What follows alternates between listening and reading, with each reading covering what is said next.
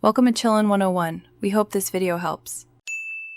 You'll start by preparing an image and protecting your registry. Make sure the wallpaper file path is accessible and export HKCU/control panel /desktop to backup current values.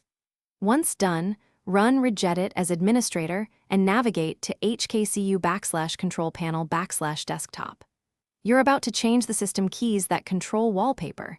This is why you exported first. Make sure the image path is exact and contains no special characters.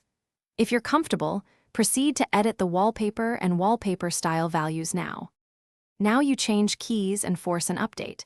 Replace the wallpaper string with the full file path and set wallpaper style to the desired numeric mode, for example 10 for fill or 6 for fit. Make sure you save the changes in regedit. Once edited, open an elevated command prompt and run lul32. exe user 32.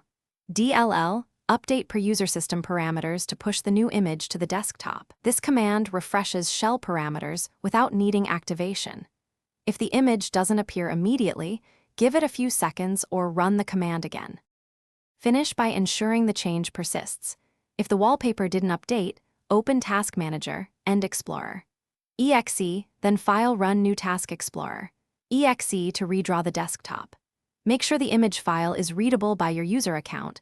Move it to a simple path like your Pictures folder if permissions block access.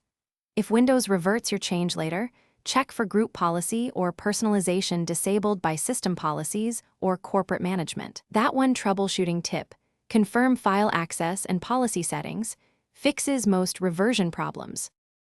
Thanks for watching. Consider subscribing if we helped you.